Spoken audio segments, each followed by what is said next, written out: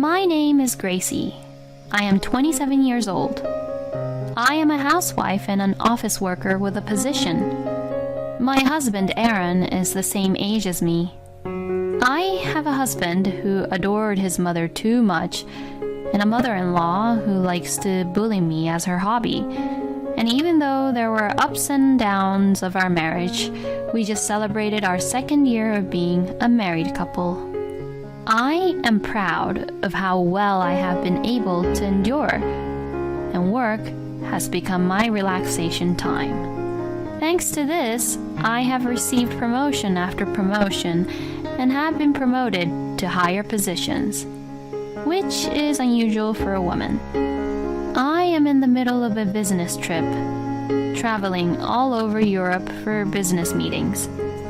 Right now, I am also in the middle of a very important meeting. Then, something happened. As soon as the meeting started, my phone, set to silent mode, started vibrating. I thought it was an emergency call due to the two persistent incoming calls, so I checked my phone under my desk. The incoming call history is filled with my mother-in-law's name, Eliza. What? What in the world is going on? I hope nothing bad has happened. I was so surprised that I hurriedly decided to return the call. As I was able to leave the desk to return the call, I received another call from Eliza. Hello, Gracie, where are you right now? I tapped the call button on my phone, and at the same time, I heard a voice that sounded irritated. Ugh, maybe I shouldn't have picked up this phone call. I muttered to myself. Hello, Eliza. How are you doing today? Is there something urgent? Why aren't you answering me? I just asked where you are, Gracie. I was annoyed by her arrogance as usual, but I was in the middle of an important meeting. I didn't want to prolong the call by talking back, so I asked, Sorry, didn't Aaron tell you? I'm in a meeting on a business trip. Can I call you back as soon as I finish? I replied softly. To which she replied, Of course, Aaron told me. What are you doing, leaving your house and husband alone? Come back home immediately. Such a sudden and unreasonable demand as usual. I'm sorry, Eliza. I am just in the middle of an important meeting and I can't just... Then she interrupted me and said, You're so bossy, even though you're just a wife of Aaron. I don't care for your reasoning. Just come back home at this instance. Today is a very important day. Do you understand me? Eliza said, growing frustrated. Huh? Today is an important day? Since Eliza, who was reluctant to tell me why she was looking for me to come home, I asked her why today was such an important day. We're going to celebrate my 60th birthday today, Eliza replied in a smug voice. As I recall, her birthday was planned to be celebrated at the end of the month. It was a surprise to me that it was today, and to do it on a weekday during my business trip. My husband and I had told her that we found a nice restaurant and set up a table for her 60th birthday celebration. I was getting fed up with Eliza trying to bully me again. I thought that Eliza was getting meaner and meaner every year, tormenting me when she knew I was in the middle of important work, so I told her, as I said before, I'm on a business trip right now, so I can't come home right now. Oh, how funny, because I called Aaron earlier today and he said he would take the day off from work for me. Also, all of the relatives will be there. Only you, Gracie. Work, work, work. You're so cold. What do you think of your own husband's parents? If I let Eliza talk any longer, her sarcastic words would go on and on. Since I was still in the middle of the meeting, I couldn't stay on the phone with Eliza until the end. So I said, I'm sorry, but I can't go to your 60th birthday celebration no matter what you say. I informed her clearly. Eliza then stopped being sarcastic, took a deep breath, and said, "Well then, I won't recognize you as family at all. You don't have to come back home at all. It's a divorce. Aaron was too good for you to begin with." All at once, without a pause for breath, Eliza threw horrible words at me. I was angry and upset with what she had said, but I didn't want to prolong the phone call with a rebuttal, so I said, "Oh, yes, okay. I'll talk to you when I get home. I'm sorry, but I'm afraid I have to leave." I said this in a simple manner. Then Eliza said, "What's with that attitude? I told you not to come back. I'll talk to Aaron myself." As she said those words, she hung up on me. Tired from dealing with my mother-in-law, I returned to the meeting with a sigh. After 2 days and several meetings, I finally made my way home. On the way home, I was so filled with anger and frustration towards my mother-in-law that I could not remember where I had gone or how I had gotten back home. "I am home!" As I opened the front door and called out, then I heard, "Welcome back." I heard my husband's voice, which sounded like he was exhausted. I took off my heels and went straight to the living room, leaving my luggage at the doorway to find a pile of cardboard boxes. Then I saw my sweaty husband duct taping the boxes. What's with the boxes?" When I asked him, Aaron told me that they were all of my belongings. From Aaron, I heard that Eliza had really held her 60th birthday celebration the day she called me without me. She told me that I, her daughter-in-law, had neglected Eliza's 60th birthday celebration, and that she had been treated arrogantly by me over the phone and so on. After that, she even told all of the relatives that she was going to make me get a divorce from Aaron and send me back to my parents' house because I was being a such cold wife who was not worthy of her son. Thinking that this sounded like something my mother-in-law would do, I asked Aaron, "And then what happened? So your mother told you to get a divorce and you agreed to it?" "No, I didn't exactly agree to it, but she told me to pack up your stuff and I didn't have any other choice but to do so. What can I do about it?" Aaron stopped putting duct tape on the boxes and answered in a slurred voice. "What? Does that mean you didn't argue with your mother? Does that mean that you're okay with the idea of getting the divorce?"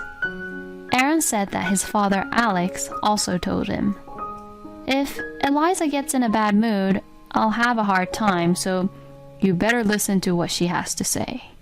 So he readily accepted the divorce. What in the world is he doing accepting the divorce so easily? What is it with Aaron's family? A father who is controlled by his wife and a son who adores and obeys his mother. No one seems to want to take my side. When I was dumbfounded and silent, he said, "What my mother says is absolute. It's just until my mother's mood is back to normal and things cool down. Yes, it's just a sham. This divorce is a sham. I'll come for you when things cool down." He pleaded me with begging eyes. I want Aaron to use that eyes to his own mother. How is it that a big man like Aaron is so seriously afraid of his mother? Oh my gosh, there's no way in saving you. I almost felt self-loathing, wondering what was so good about this person that I had married him. But then I thought, wait a minute, maybe this is a good chance for me. To think about it, even if I stayed with Aaron, Eliza would just continue to torment me and always corner me into getting a divorce from Aaron, then maybe I was very lucky to get a divorce from Aaron without much of trouble. And I have enough income to support one husband. Even if I have to live alone, I won't be lacking in anything. In an instant, I felt as if a fog cleared away in front of my eyes metaphorically. To Aaron, I said, "Fine. Then yes, let's get a divorce." As soon as I told Aaron that, I called Eliza. After 3 calls, "Hello?" Eliza answered, so I replied, "As you wish, we are getting a divorce," I told her quietly.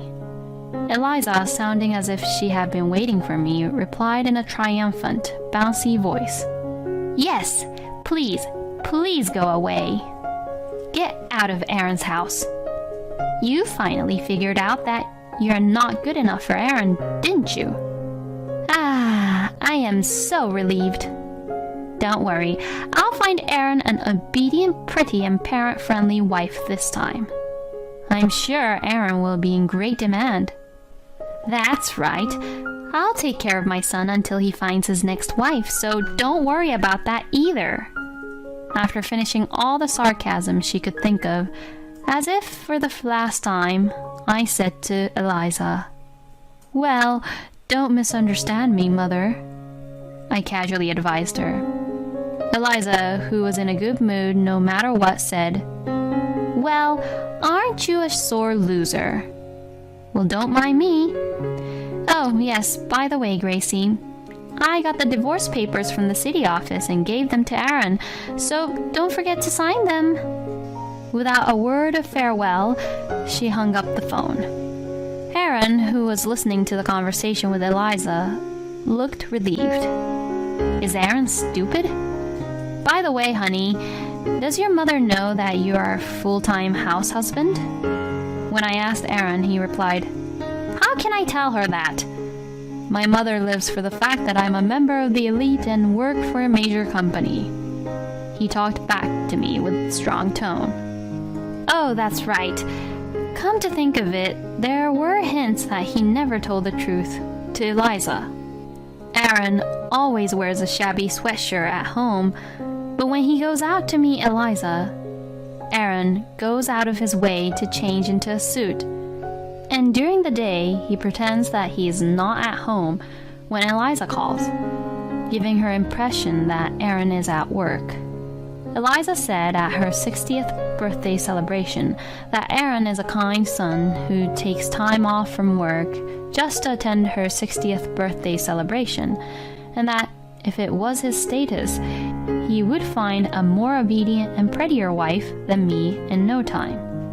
I am sure that such things will naturally come to light once we get divorced, but to Eliza, who thinks her son is omniscient and smart, Aaron will never dare to say anything that he would disappoint her in the future.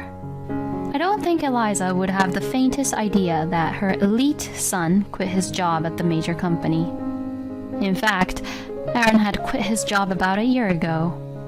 Her elite son, who was a status symbol to Eliza, was now truly unemployed and a full-time house husband. Aaron quit his job because he made a big mistake that resulted in a written apology and a demotion and a pay cut. He probably didn't tell his mother about that incident, though. It seems that Aaron was quite shocked to have fallen off the smooth-sailing elite road. Since Eliza pampered and spoiled Aaron, he was very weak and sensitive. When Aaron had to write his report on the mistakes he made, he felt palpitations and nausea just trying to go to the office, and he couldn't even leave the house, let alone go to work. At first, Aaron called in to report absences and applied for paid holidays, but eventually he stopped calling in and the number of unauthorized absence increased, and then he got fired from his job. Now, it seems that Aaron has no intention of finding another job, and he was depending heavily on my income. Aaron is still unable to tell Eliza this fact because he knew that Eliza will be very much angry and upset with him if he told her. I am a little disappointed that I can't see how Eliza will react when she finds out about the situation after I leave. I'm sure she will probably be shocked to the point of having a stroke, though. However, it's not my problem anymore. Aaron told me, "This is just a cover to convince my mother, okay?" He handed me the divorce papers, which I submitted immediately. Then I signed a contract for my new apartment and moved in as soon as possible. 1 month later, I received a phone call from my ex-mother-in-law, Eliza, whom I thought I had cut ties with. I wondered what she wanted to see me about now, but I answered, "What do you want from me now? Aren't you glad that you got rid of me?" As I answered sarcastically, she replied, "Well, you're still the same. Just listen to me." Eliza began to talk to me in the same tone as usual. It was about Aaron.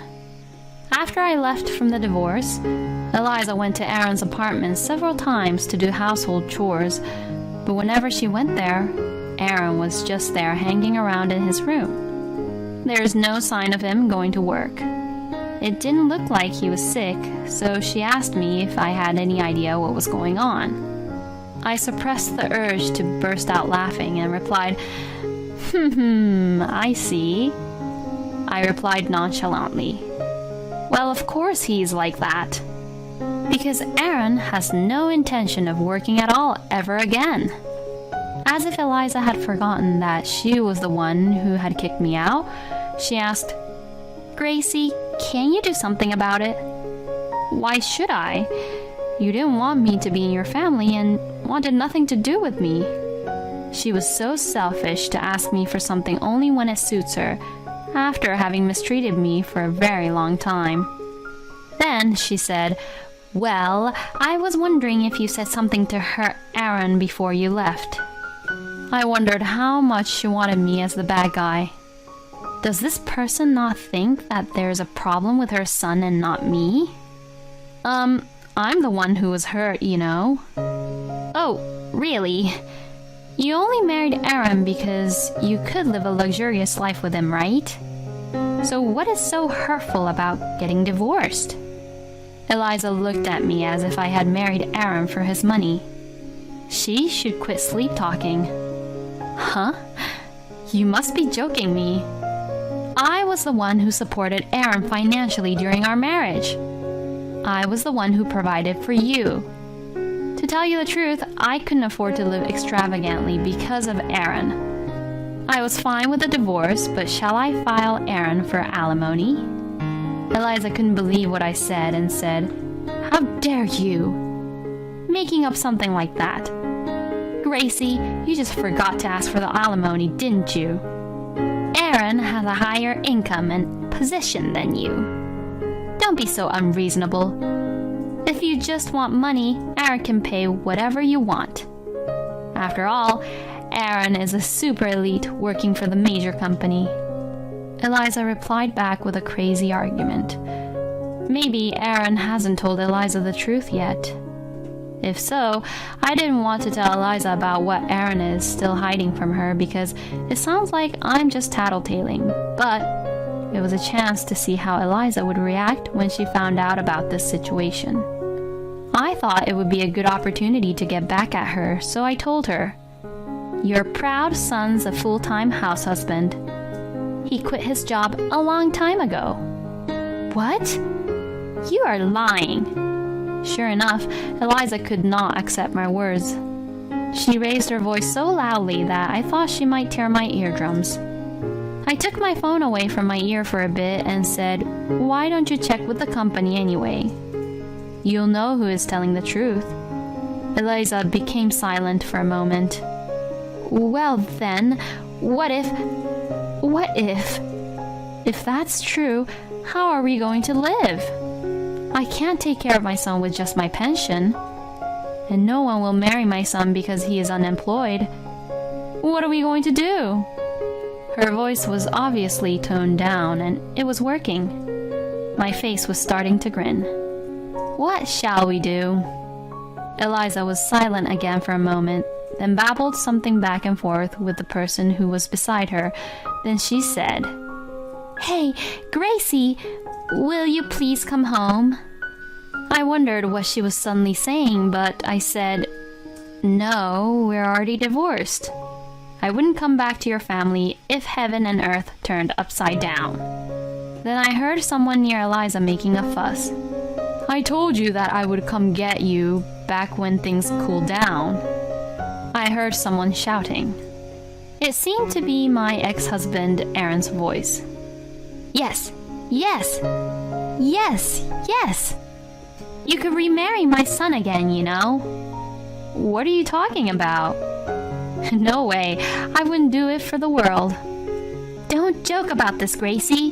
Think it seriously, okay? I made sure to remind her not to regret it the last time we talked on the phone, and I don't want to be involved with a son who loves his mother too much or have any more toxic mother-in-law relationship ever again. I did what you told me to do, so could you please stop changing your mind so much? But there's a bit of a verbal jousting thing going on here. It's not like you take my words this seriously. You've been talking back to me with a nonchalant look on your face no matter what I said, haven't you? I didn't think you'd actually divorce my son, you know. I guess Eliza didn't think I would refuse this offer so firmly. In response to Eliza's bitter excuse, I told her, well, I was just putting up with it. Besides, Aaron packed up my stuff and kicked me out without any of my say in it. I lashed out at her angrily, citing each of the things she had done to me. You see, that was just a prank. Yes, it was just a prank. When Eliza still tried to get away with it, I said to her, prank, huh? I think it's even worse than that.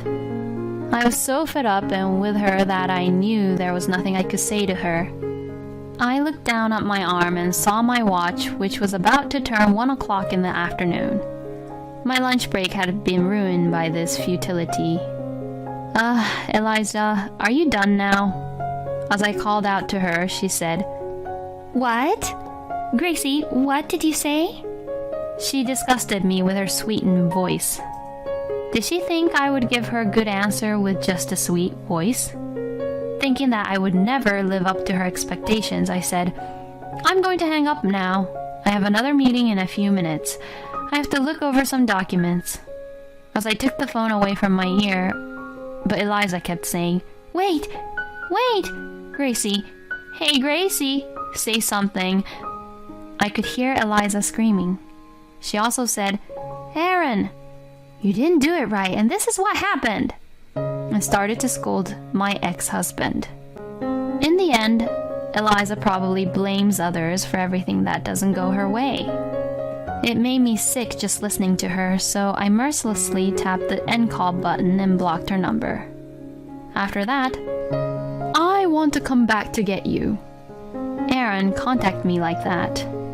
Since he was too persistent and it was a good opportunity, I asked my lawyer to compensate him for alimony. Aaron's family was maybe weak to lawyers, because they immediately paid the alimony in a lump sum. It seems that the money was advanced by my ex-parents-in-law. Because of this, Alex and Eliza were irritated with Aaron and told him every day to find a job and work, which Aaron is fed up with. I wonder where the former elites have gone. It seems that Aaron returned to his parents' house because he could not pay the rent of the apartment. Aaron blames his parents for making him divorced, and it seems that he is using up their pension and retirement savings. Like parents, like child. They seem to be blaming each other for each other's sins and refusing to reflect on their own actions. By the way, they're planning to go apply for welfare soon. I hope that the government will make an effort to correct Aaron's family's personalities while they still can, because it is impossible to be selfish with the government. As for me, my proposal at the business trip was accepted and a new major contract was signed. I have been promoted again with higher salary, and I am living a rich bachelorette's life without being tormented by any in-laws or being dependent on my salary from a family member. If I ever have the opportunity to get married again in the future, I would definitely do a background check carefully to avoid a husband who loves his mother or to avoid crazy in-laws. I've decided that Kevin's next wife will be this girl. What? I couldn't believe my ears. Next wife? What exactly do you mean? When I asked her this, my mother-in-law looks annoyed. You really are slow, aren't you? In other words, we don't need you anymore. Your time is up. What do you mean by my time is up? I don't expect you will be able to have children anymore, will you? That's why this young lady is going to be my son's new wife. My name is Mary, and I'm a 34 years old office worker. I have a husband named Kevin. I met him on a blind date, and he's 6 years younger than me. So naturally, I thought he wouldn't be interested. However, at the time, Kevin said, I've fallen in love with you. I don't care about our age difference. And he was very expressive about his love. I fell in love with his passion and decided to go out with him. From then on, we had a steady relationship and we eventually got married. However, the process of getting married was a little difficult. We went to see each other's parents right away, but his mother, Barbara, was against our marriage because of our age difference. Normally, a 34-year-old woman would already be married and have children. Is there something wrong with you? Is that why you're still single? What are you talking about, Mom? Don't be rude. Oh, but it's important to talk about things like this. You're our only child, and you have to choose who you marry carefully. She spoke about my age and how I've been single for so long, and all these things that I'm conscious of. Then her husband George steps in. Stop it. Kevin chose her, so we have no right to object, he says. Mary, I'm sorry for what my wife just said. Thanks to George's warning, Barbara becomes silent. Now that we have received their approval, we move forward with the marriage. However, although Barbara gave her consent, she still did not approve of me. My husband's family is a landowner who is very well known in the area. Barbara is very proud of this matter. As this is the kind of family he has, Kevin was spoiled growing up, but he isn't at all selfish, and I actually really like his gentle and warm personality. However, many issues come up during our engagement. Barbara suddenly calls me over and introduces me to the woman of the neighborhood, saying I should get myself known. Apparently, because of her position as landowner, Barbara is a representative of the local women's community and seems to be the leader of the group. I do as I am told and greet everyone in the community. They all greet me back and whisper, "Good luck," in my ear. They are probably referring to Barbara. Apparently, those in the women's community are not very fond of her either. Finding out that I have allies, I'm a little relieved. Barbara tells me to get a bridal checkup before the marriage and to find out whether I am capable of getting pregnant. I'm a little taken aback by this comment, but it is true I may become sorted into the advanced age childbirth category, and to be honest, I do want to know whether I'm able to become pregnant, so I decide to take the test. I go to a clinic and the doctor tells me that I'm perfectly capable. Believing this means Barbara will allow us to get married, I tell her the result, but she just said coldly, "Oh, really? You're the one who told me to take the test." I think angrily, but I hold back. Maybe she was expecting a bad outcome. Did she think she could call off the marriage if she found out I couldn't have children? I continued to spend the restless days like this, and the day before the wedding, Barbara calls me over again. She wants us to come over to eat dinner with her.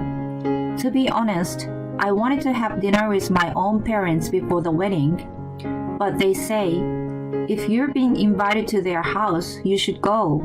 So Kevin and I decide to go to his parents' house. After we finished both dinner and dessert, Barbara starts to say, "About your moving in together." I couldn't believe my ears. The phrase "moving in together" came out of nowhere. "I don't mind if you move in with us right after the wedding." Apparently, in Barbara's mind, there was no doubt that we would live together. No way. She's got to be kidding.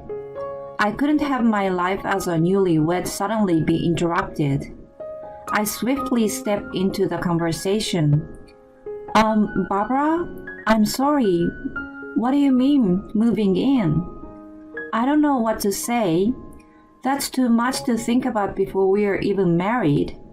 With this, Barbara looks surprised. She looks at me as if what I'm saying is crazy.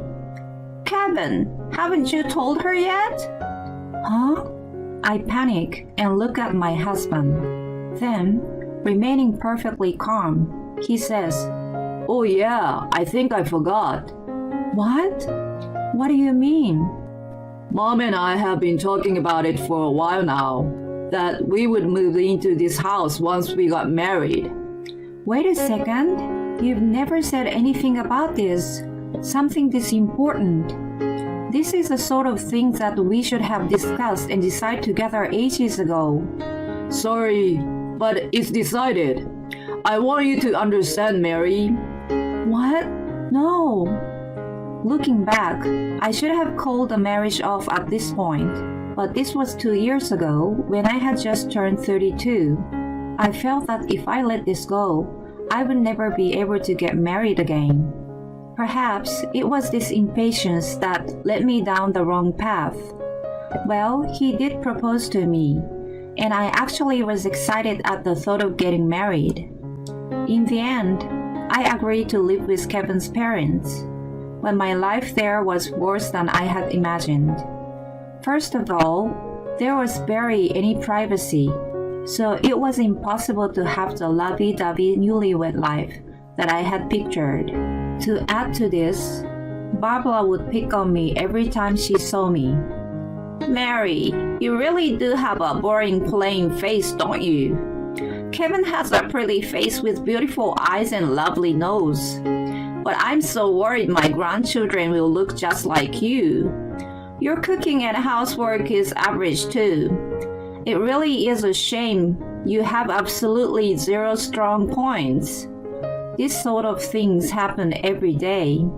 And because she is the kind of woman who requested I check whether I can have children, you can imagine how she would put pressure on me, asking when she could see her grandchildren.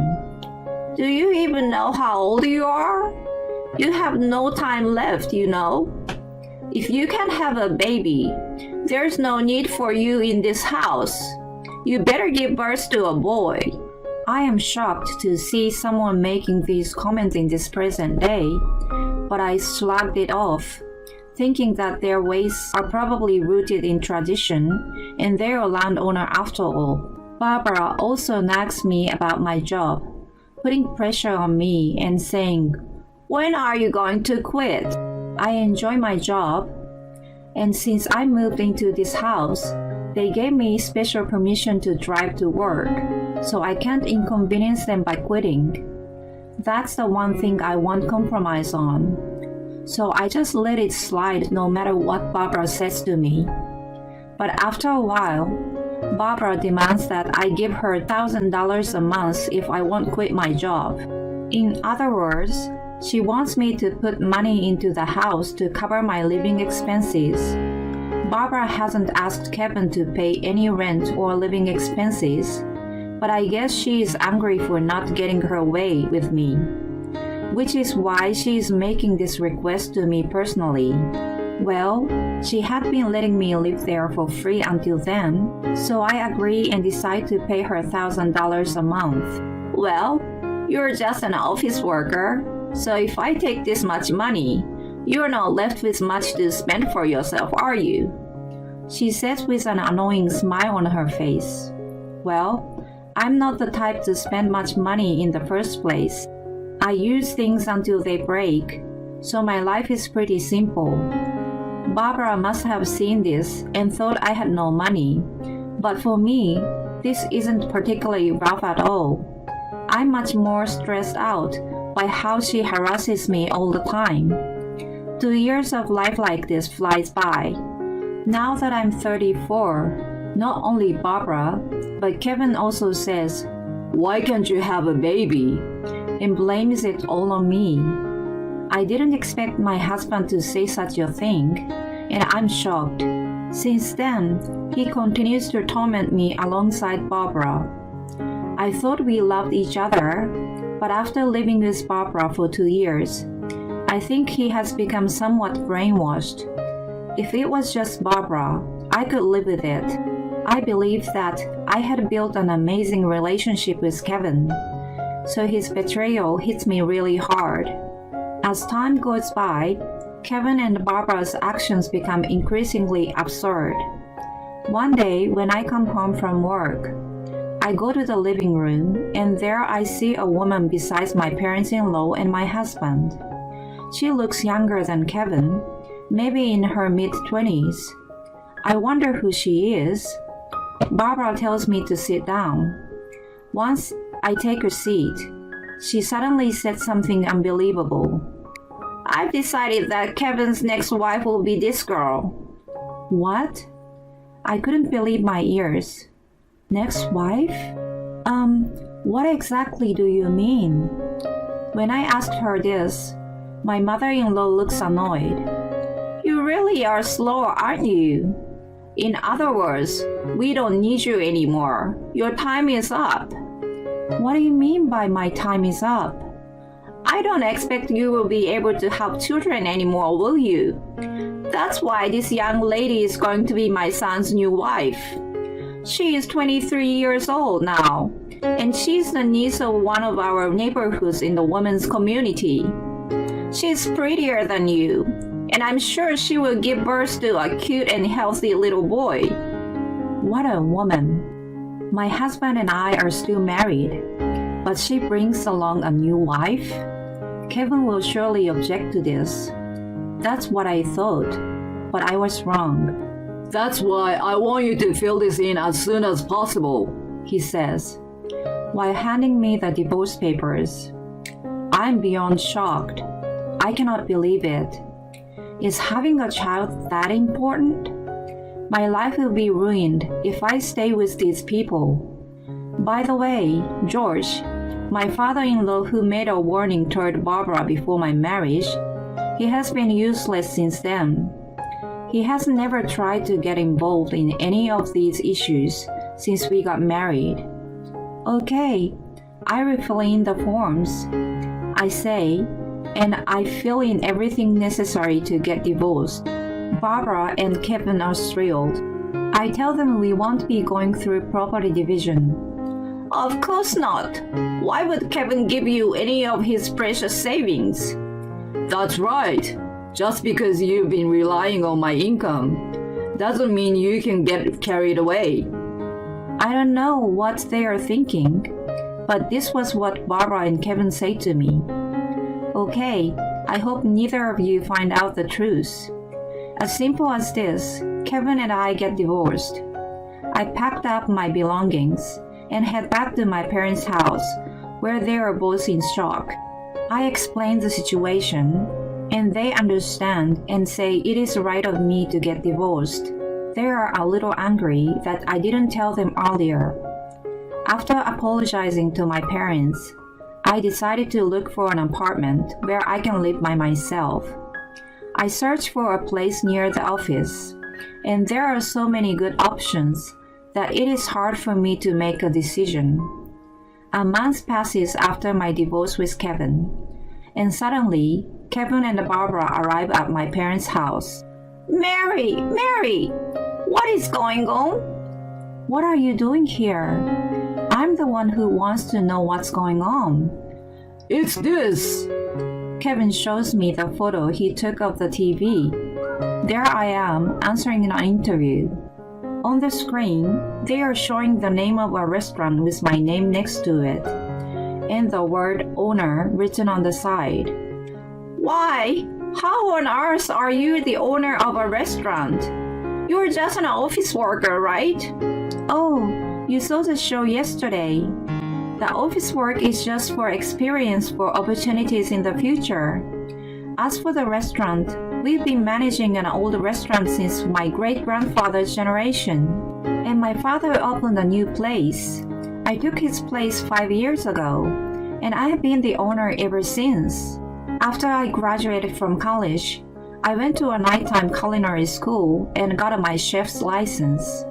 So I worked at the office during the day, but in the evening and on weekends, I was a cook at my father's restaurant. At the moment, I'm preparing for a new business, so I leave the restaurant mostly up to the manager, but they wanted to interview the owner too, so I took the offer. Barbara and Kevin were shocked to hear my story. Well, they would be, wouldn't they? When Kevin's parents met my parents for the first time, my father told them about his restaurant, but they probably thought it was just a small diner. Barbara just said, "Oh, really?" and didn't seem to care any more than that. This is perfect. I didn't think you were earning so much money, but it's perfect for us. Huh? I'm canceling the divorce. Come back home right now. As Barbara and Kevin are making these incomprehensible statements, I ask, "What do you mean?"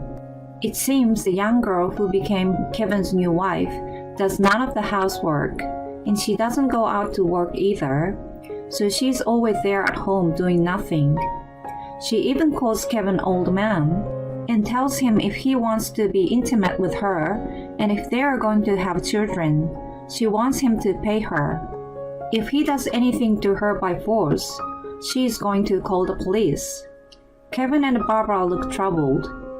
They further explain that the girl has been unemployed since graduating from high school, and her parents didn't know what to do with her. That's when the woman's community reached out to her family, telling them about a crazy man and the mother looking for a bride.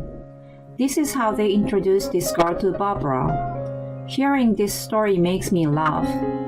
Barbara was not a leader at all. She was completely being made fun of.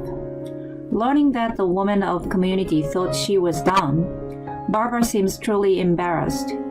That's why she wants me to come back as soon as possible, so that I can defend her and reclaim her position and reputation. As for my ex-husband, because his parasite of a wife uses all of his money as she wishes, he's living a tight life every month. And because she won't do the housework, of course she won't make lunch for him. So he has to spend the little money he has every day to buy lunch near his office.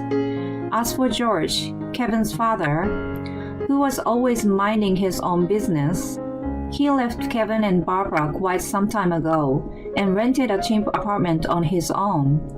He's living away from them and protecting his own little life. This sounds like exactly the sort of things George would do, and it makes me chuckle. "We're having a really rough time, so you have to come home," Kevin begs me. I try to stop myself from laughing, and I say these final words to him. "You do know this is all your own fault, right? You do order me to leave and brought that girl into your house. So why don't you be responsible for everything that happened after that? If you stay here any longer, I'm calling the police." Rejected. Kevin and Barbara droop their heads and leave my parents' house. I don't know what happened to them after that. But according to a lady from the women's community that I befriended while I was still married, it seems that life is so rough for the two of them that even Barbara has started working part-time. Kevin's new wife is still doing nothing except spending all her husband's money. They try to make her leave, but she has her ways to keep staying at their house, and it seems both Kevin and Barbara are completely exhausted. Serves them right. I finally find a new apartment and live in the room of my dreams. Single life is so pleasant that I feel like I don't need to get married anymore. But I still want to find romance, so I'm going to see what encounters I have in the future. For now, I'm more focused on my work. Kevin and Barbara are unbelievable. Kevin didn't even know his wife's main job. He really had no interest in her, did he? Maybe he only married her because he wanted a wife who could have children and would listen to his mother. In any case, I'm glad to hear that Mary has nothing to do with this stupid mother and son anymore. I hope she lives her own life and finds her own happiness. Thanks for sticking around until the end. Please subscribe to our channel if you enjoyed this video, and see you in the next one.